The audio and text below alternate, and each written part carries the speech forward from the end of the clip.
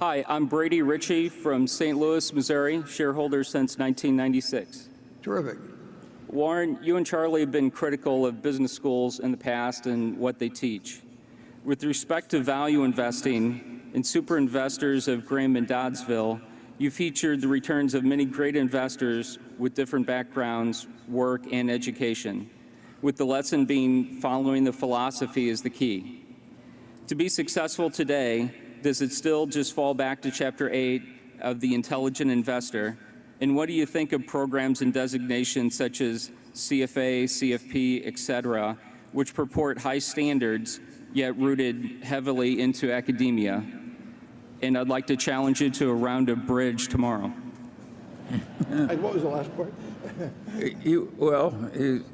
What do we think about Yeah, business schools and all that. business schools and all that? I didn't catch the last one. They're better. Oh, he's challenging me to a round of bridge. Okay.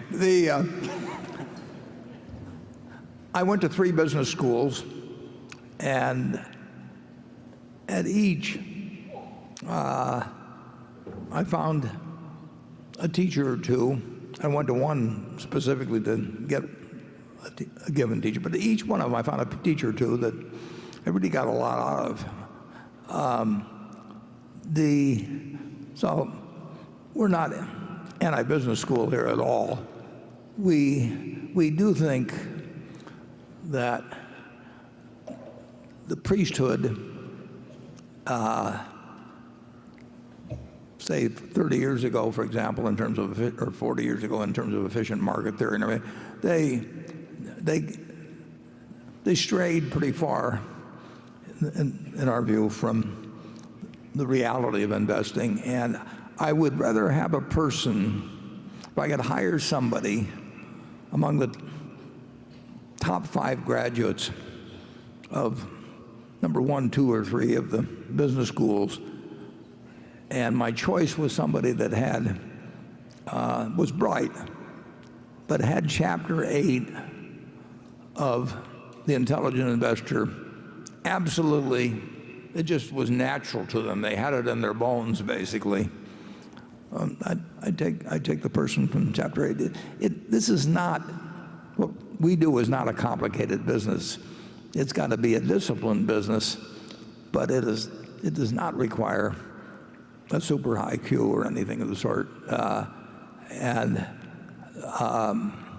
There are a few fundamentals that are incredibly important, and you do have to understand accounting. And it helps to get out and talk to consumers and start thinking like a consumer in many ways in certain industries and all of that. But it just doesn't require advanced learning. And I certainly, I didn't want to go to college, so I don't know whether I would have done better or worse if I'd just quit after high school, and read the books I read and all of that. I think that if you run into a few great teachers and they really change the way you see the world to some degree, you're lucky, and you can find them in academia, and you can find them in ordinary life. And I've been extraordinarily lucky in having great teachers, including Charlie. I mean, Charlie's been a wonderful teacher.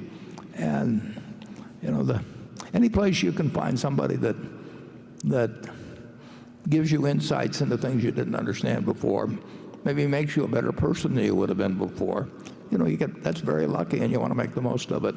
If you can find it in academia, make the most of it. And if you can find it in the rest of your life, make the most of it. Charlie?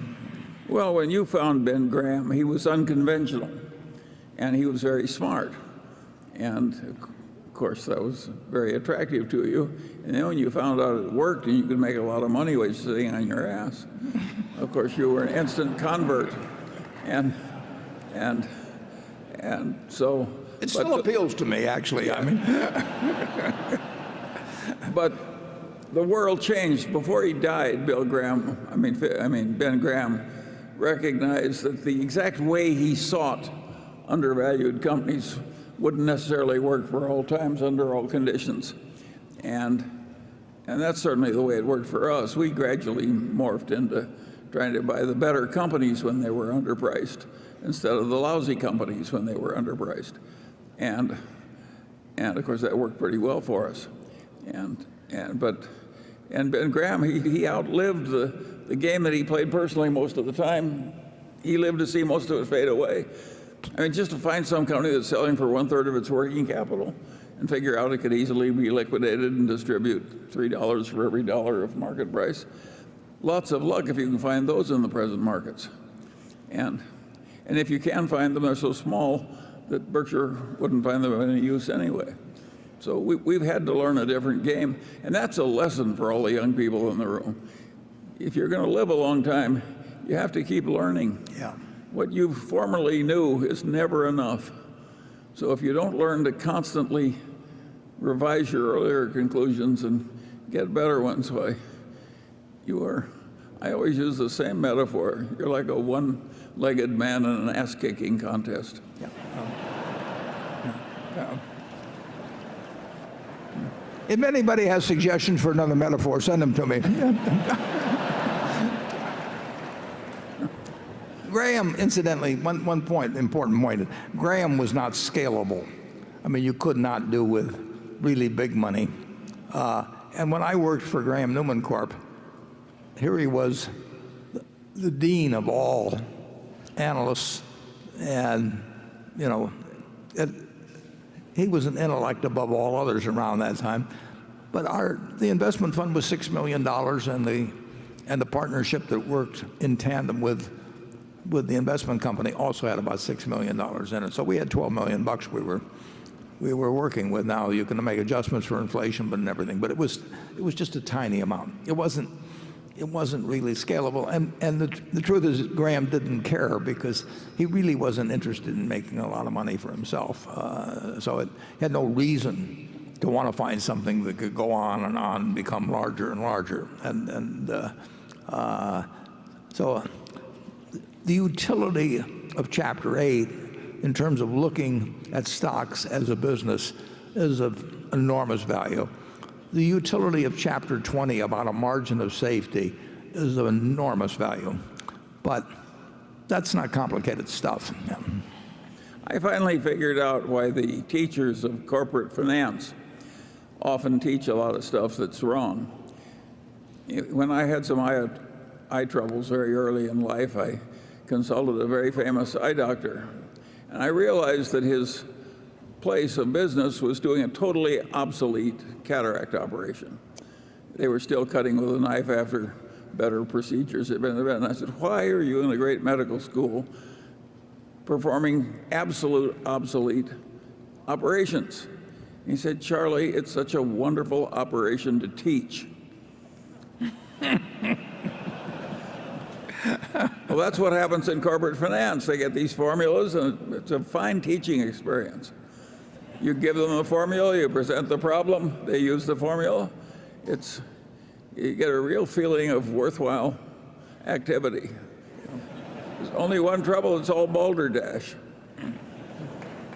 Yeah, whenever you hear a theory described as elegant, watch out. Right.